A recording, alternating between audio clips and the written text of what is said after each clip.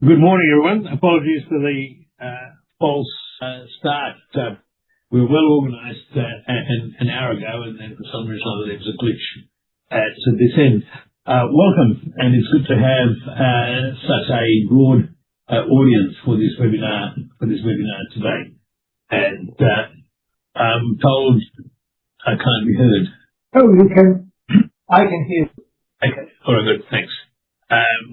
Like I said, an hour ago, everything was functioning very well, and we had some people doing some work in this office, and that's upset the apple cart. But welcome. Sorry to keep you waiting. Great to have all of you, and I think we've got over 40 people waiting in the wait who are online, and I'm delighted to be able to share the X2M story with you. X2M is an established company. We've been in operations for about 10 years now. We are a software platform that is targeted into that smart city infrastructure space. Our speciality is the utility and related verticals, so water, electricity, gas, renewable energy, and public safety. Our customers are typically government enterprises, utilities, and municipalities. And the company is really in a very good position, having built an extensive customer base over the last decade, and now it's harvesting that and using that as a platform to move into new markets. As we speak, we've got about 89 enterprise and government customers. We've got over 500,000 connected devices. We're putting through about 300 million data feeds a month through the platform. So, what we've got is a really scalable industrial-grade platform that we've built and that we're very proud of. Our established customer base.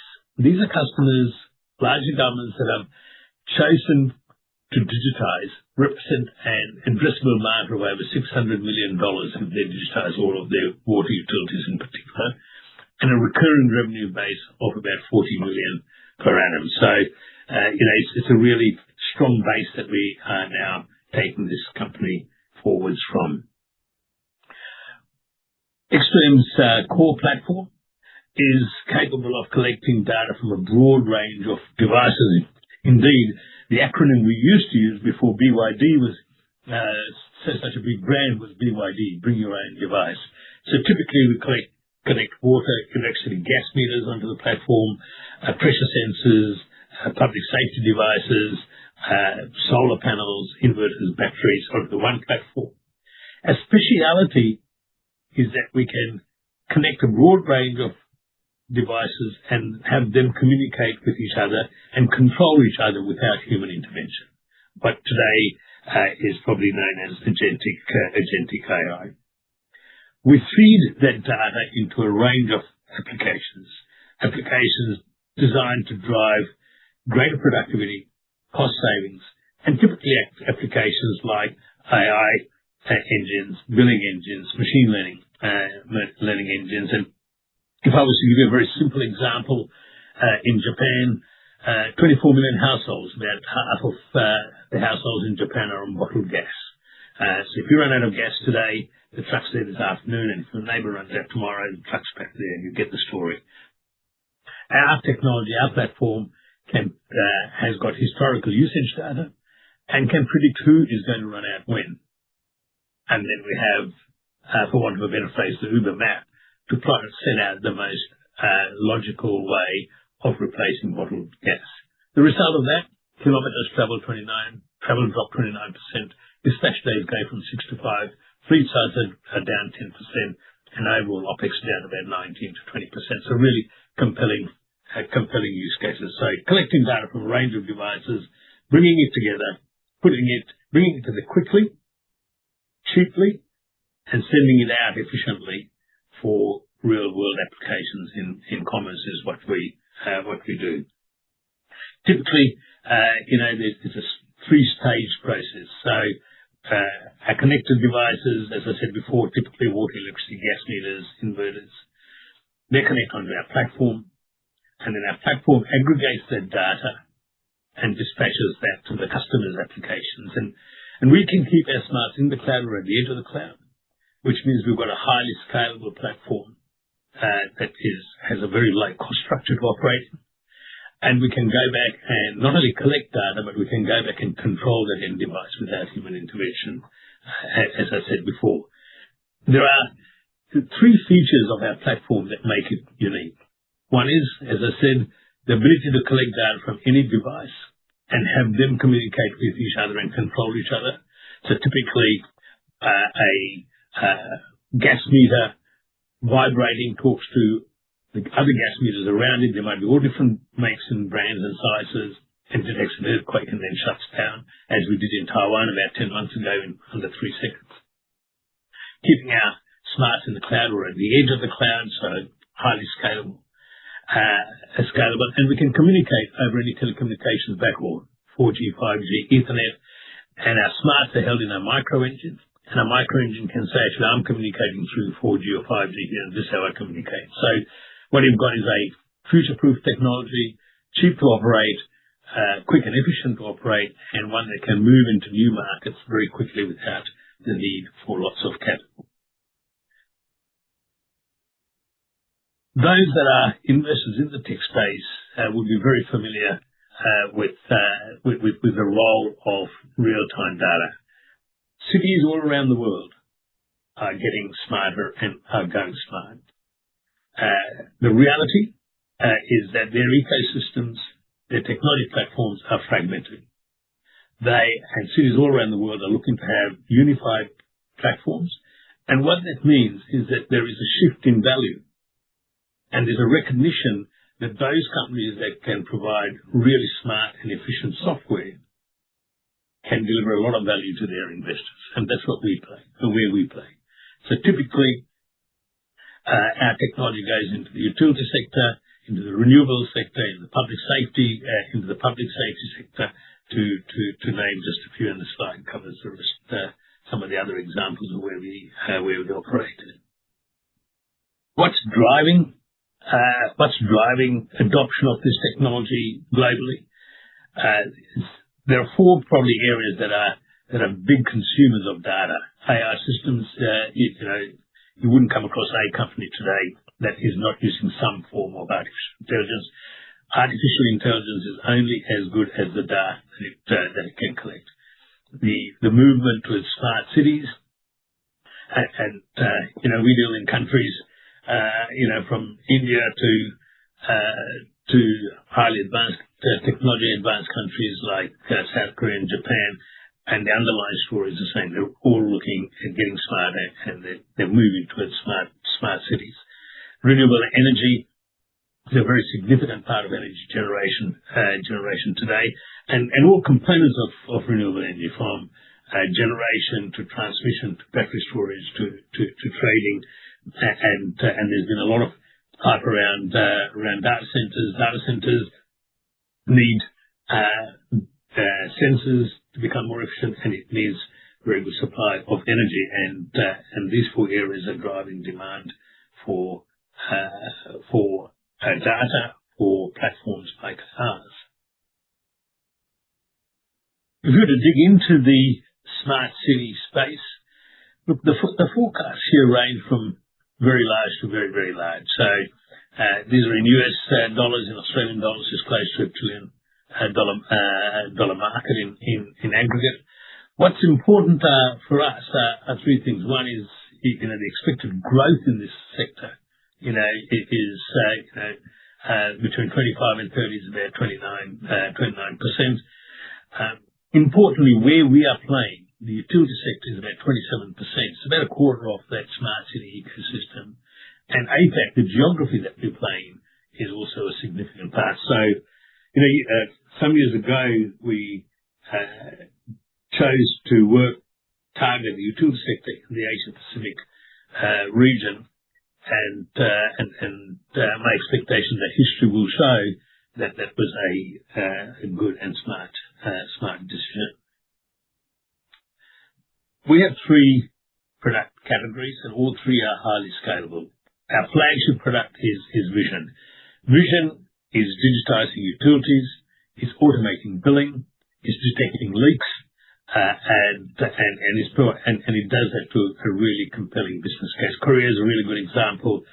Meter readers are becoming expensive. They're becoming unionized. Meters are in a pit underground, and these pits fill up with water. Snakes hibernate in them in the winter. Meter readings inaccurate. Lots of customer disputes. We have a little proprietary chip, we call it a network interface card, that we can bolt onto a meter. We can collect data from that meter. We can go back and control it, and we automate billing, and that alone pays for the technology. In Korea, they're losing up to 20% of clean billable water to undetected leaks, and we pick the leaks from the meter to the home, and that's half the loss of expensive water. Hive.ai is an AI platform into the renewable energy sector. We've developed this out of Taiwan. Taiwan is a center of excellence for our renewable energy applications, and that's got its first customers on board. It's got its first revenues that have been recognised, and we'll be looking to take Hive.ai more broadly, and Australia is the first market that we'll be looking to bring that in, and we'll be looking to do that in this next 12 months. Help Me, we were commissioned by the City of Seoul. Anyone who's got Life 360 would want to know this. Help Me is a little device, about the size of a 20-cent coin, about 4 times, 5 times the width of it. You're out late at night and you're unsafe, scared. You put pressure on this device and immediately sends an alert to emergency services that you're unsafe. The city's CCTV cameras then turn in on you, monitor you, and track you till help arrives. And of course, that alert goes to the police, and it goes to 5 next of kin that would be on your system. The City of Seoul commissioned us to develop 100,000 of these devices. We've dispatched over 50,000 already, and we expect to do the balance over the next few months. And we're looking at broader global applications for Help Me. On performance, we've had really strong momentum this year, actually over the last 4 quarters indeed. Q1 was 25% growth year-on-year, Q2 65%, Q3 75%. Importantly, we've been able to ramp up our growth without a commensurate increase in our cost base, and of course that goes to the heart of the type of business that we are that we're developing. It's a sticky business model. Our customers are contracted from 12 months to 10 years. We charge, our business model is where we deploy a platform, we charge you upfront for it, and then every device that comes onto our platform has a recurring revenue stream. The platform is built so that it can be easily upsold and cross-sold to our customer base. So take Korea, for example, about 55 municipalities on our platform. They typically came on board for our water application. The municipalities also own their street lights, so we've released a street light product. And those street lights then become our next revenue stream in Korea. And then similarly, Help Me was also released in Korea, and we broadened that to a wider cross-section of municipalities in addition to Seoul. The geographies we operate in, our existing geographies are large. South Korea, Taiwan, Japan, UAE, Australia, 250 million people, 98 million households. And within that, our existing customer base is very, very valuable. So what you've got is a proven technology that has got a broad customer base that we've been able to bring onto the platform, and about 50% of our revenues are repeat orders from that customer base. The new geographies that we are looking at, we're looking to go broader into the Middle East using the UAE as a base, and clearly that's going to be a sensible targeting, and we're all aware of the challenges in that market, but we've developing potentially what could be a very, very attractive business out of the UAE. We like the Indian market. The Indian government is pushing digitization very, very strongly, and of course, in India, you're dealing with a Western system. You're dealing with English, which is an equal first language, so it makes it a lot easier for us. And we've got a watching brief in the US market as well. Collectively, that is a very large part of the population base of the planet. Our opportunities, South Korea, as I said, 55 municipalities thereabouts on the platform. They represent about 60% of the country's water supply. And so we're on the government's procurement portal. We're the only foreign company that has got a certificate of excellent product from the government, which means that government instrumentalities can buy product from us without going to tender. And we're augmenting that with street lights and public safety products. Japan, look, this is a great business for us. We entered Japan with Iceville Kimon as a partner. They're a large meter manufacturer, gas and water meter manufacturer. We license our technology to them. We are now expanding beyond gas into water. Water's a 60 million meter market in that country. Our business model is all software, as we'll do all the sales, marketing, customer care, and we charge a recurring SaaS fee on a 3x3 year business model, and that's over 90% margin. We have the same business model for the UAE. The only difference is that contracts in the UAE are 10-year contracts. So gas meters that will go onto our platform today is contracted for 10 years, and when it goes on tomorrow, the 10 years starts again. And Taiwan historically has been our innovation hub, if you like, incubation hub for new enterprises just before we go commercial. Where we're focusing that business is really to build out our renewable energy practice. And again, I'm sure you all know this is a category that is large, it's growing large, and will continue to grow. And the demand here is for solar operators in particular to become more and more efficient in the production of energy, in the transmission of energy, in the storage of energy, and the trading of energy. And what our technology enables that to happen. Australia is a market that we entered after Taiwan, Korea, and Japan. Why? Because Australia was a bit slower to get going. Australia's only got 2 large population centres. Nevertheless, in the right spot, it's a very attractive market for us. In Australia, we've launched our first 2 smart communities, one with Resi Ventures in Echuca. We've signed a non-binding MOU with Resi to explore their other the property developments on the eastern seaboard. And Echuca is a 1,000 household subdivision, and then there's Riverstown in Glenmire Park in Yarrawonga, which is an 800 household subdivision. What we do there is this. Each household has the opportunity to have solar in it. We have a home hub that bolts onto the electricity meter. When you have excess energy in the middle of the day and you can't do anything with it, we then optimize, without human intervention, the pool pump, hot water, air conditioning, and heating systems. And the excess energy goes into a community battery. And there's a special tariff, which results in your energy bills reducing by about 60%.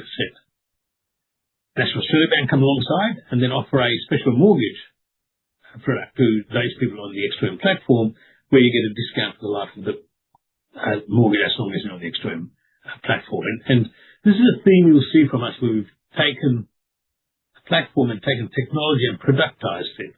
So we're selling into a customer need. And we're looking to scale that up, throughout Australia.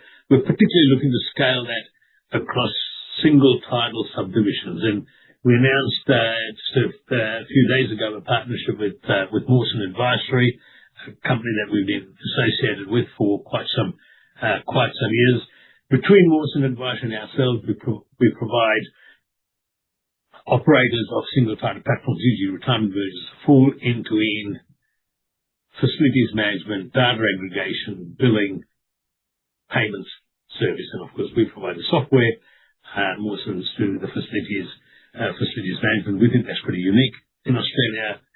Just the retirement village market here is large. It's over 2,500 retirement villages, over 200,000 residences, and we're looking to grow our penetration in that market. The beauty of that segment is that it also allows us to on-sell other services such as 5G to replace NBN, such as mobile services, what the industry calls MVNOs, or mobile virtual network operators, for those catchments that we provide technology for. So again, when you look at this business themes, take a platform and productize it, build a product that's scalable, build a product and a platform where you can upsell and cross-sell to your customers, so you can grow customer value, you can grow the stickiness of your customers.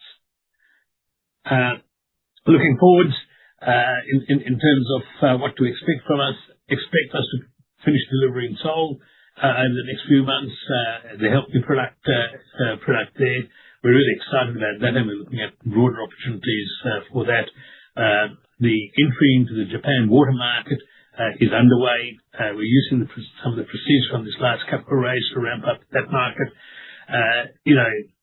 Japan, South Korea, Taiwan are very good markets to work in. They're straightforward, everything works, it's clean, and like I said, Japan's a 60 million meter water market. Middle East, we made a very, very good start. We've got a great partner there in Dicode, Smart Connect Electronics. Again, the principals we've known for quite some time, so these are companies that we're very, very familiar with, and the principals there will also assist us with some of our ambitions in the Indian market, and we're looking forward to having a really strong footprint in the Australian market, with a particular focus in the energy sector. You won't see a lot of revenues in this next 12 months. You'll see the base set up and the foundation set up for growth from there. And investors will know that it's one thing to have the technology, it's one thing to have the product, but at the end of the day, it's execution that actually delivers value. And I'm fortunate enough to have a really strong and powerful team around me, starting with our board. Alan Stockdale is a household name, one of Victoria's really successful treasurers. Importantly for us, he was chairman of Macquarie Infrastructure, chairman of Gnosis, chairman of City West Water, so he's got a deep understanding, chief of governance, but he's a deep understanding of what we're doing in the water category as well. Damien Johnson was CFO at Tabcorp, and prior to that at BHP, he's chair of our audit and risk committee and makes a super contribution. John Stewart has a really strong understanding of capital markets, as JP Morgan, as managing director of Crescent, as managing director of Lazards. My background before this, 10 years with Tabcorp, 10 years with Telecom New Zealand, where I set up and ran their mobiles company, and 16 years with what was National Mutual and now is AMP. Keith Jelly is our Chief Operating Officer. Everything that's built reports through to him and looks after the commercial side of our business. And if you look at our two-country as manager of our two largest countries, Youngson Kim and Steve Fang, their backgrounds Honeywell, Intel, Huawei, Ericsson, and Oliver Carton is our co-sec. So with that, I'll stop there. Thank you for attending. To summarise, an established company, a powerful software platform backed by a whole bunch of patents, unique position in the technology space, targeting the utility and renewable energy category of the smart city ecosystem. Built a really solid base, and now is on, we believe, at an inflection point in our growth story. So I'll pause there. Angus Kennelly is the convener of this meeting, and he was happy to take questions from those online. Fantastic. Well, thanks for taking us through that, Mohan. It was a pleasure to listen to it. It sounds like you guys have built a really strong pipeline backed by world-leading technology, and early signals are showing that your strategy is starting to come into fruition.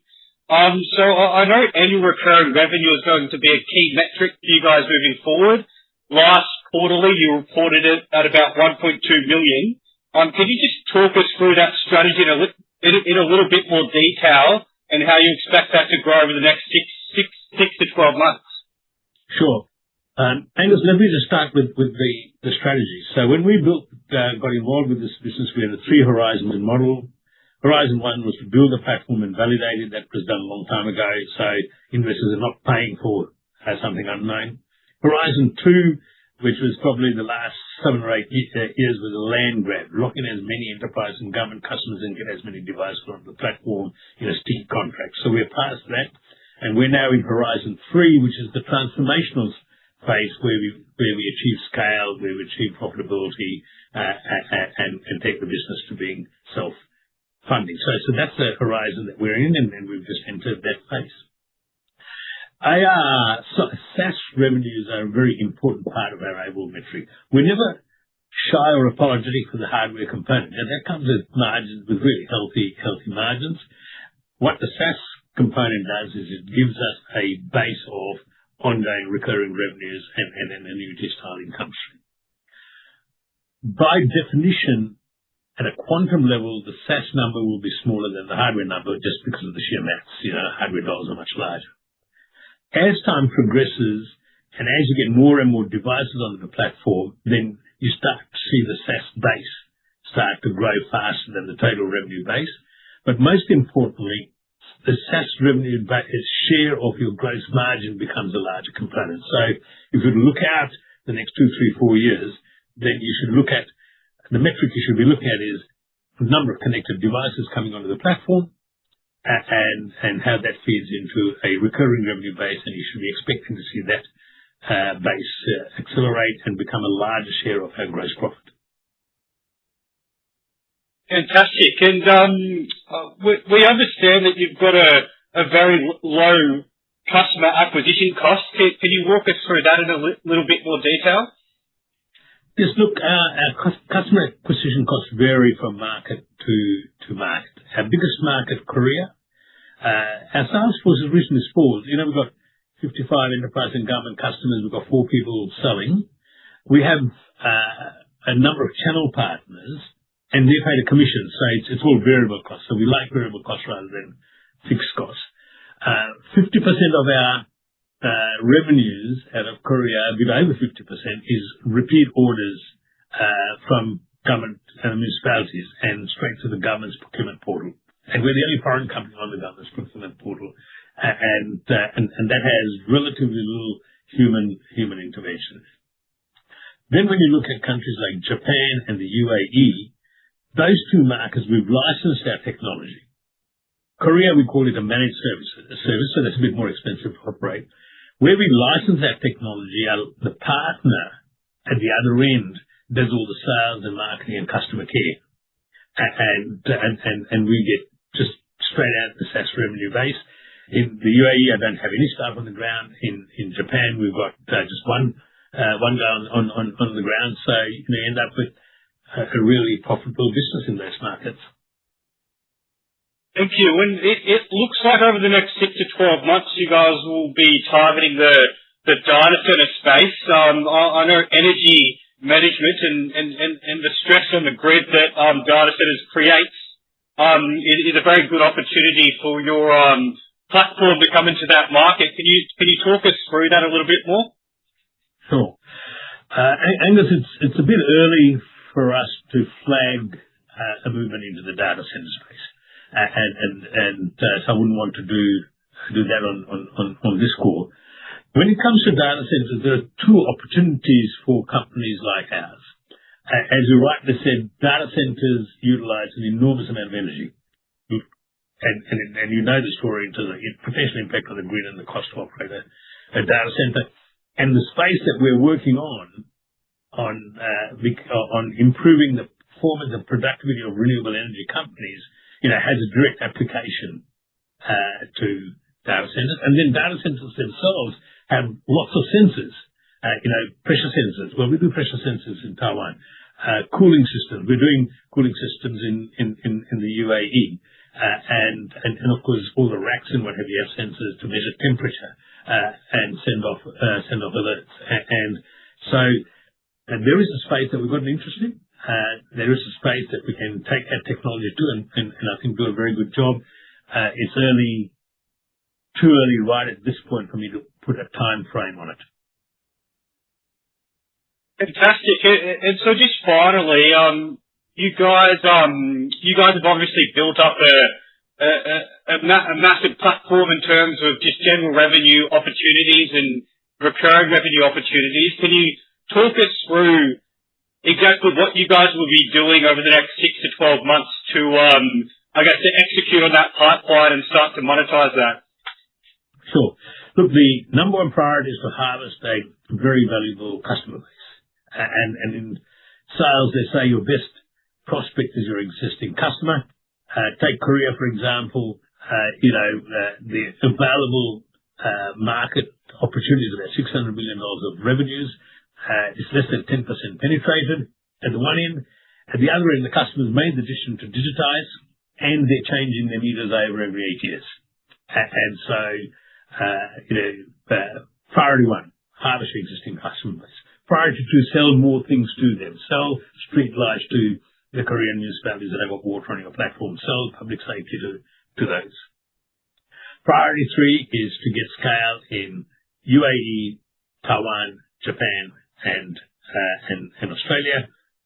We've already got a presence in those markets. We've got good people there.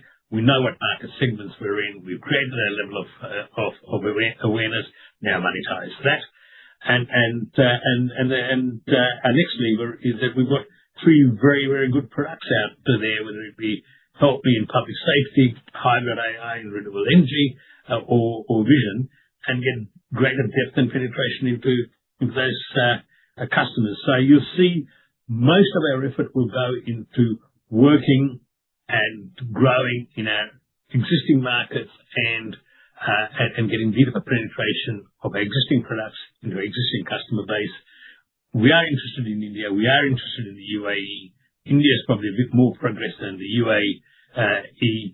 We are very cautious about entering new markets, so we're doing the groundwork at this point in time, and I think probably over the next 6-7 months we'll have something more definitive to say.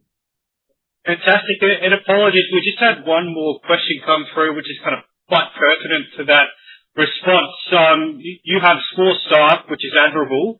How do you intend to manage business relationships and sales across these 5 or 6 markets? Look, it's a great question. To clarify, I've got 4 staff looking after sales in Korea. I've got another 4 that looks after existing customers. And so that's in the Korean market, which is a full end-to-end managed service. Everything from the communication device to the software platform.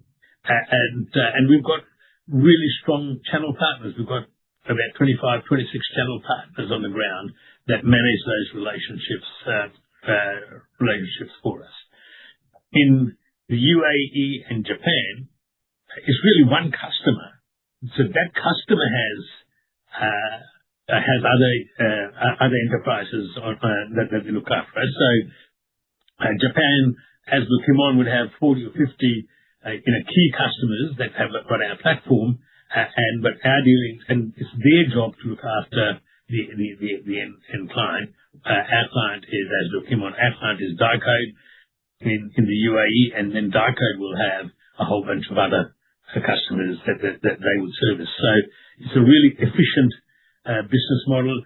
I don't see this as a company that's going to have hundreds of staff, and that's the beauty of our business model. It's a highly leverageable model, and you should expect to see a business model where your revenue growth materially outstrips any cost growth.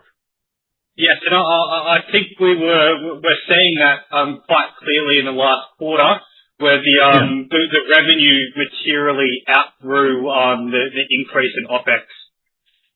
And that's right. And the other thing to keep in mind is that the platform is built, and when you're entering a space, a technology space, and if you're in an early stage company or a young company, your risks are when you're throwing heaps of capital building the platform and you don't know whether they're going to sell it. Well, we're well past that. We've got a well-built platform. It works really well. We have a bunch of key matrices that measure the effectiveness of it. It doesn't, hasn't missed a beat, in the last quite a few years, and is well regarded by our customers. So, So to grow from here is really putting more and more devices on the platform. Fantastic. Well, thank you, Mohan, and thank you to the shareholders and investors who joined us today. We'll be sending out a recording of this webinar later today, so that you can watch or reshare. And we look forward to keeping you updated as X2M continues to execute on this strategy. Thanks, Angus. And if I could echo those thoughts as well, to everyone who took the time to be on the call, thanks so much. And for those of you who are shareholders in this company, I can't thank you enough for the support you give us. So thanks very much.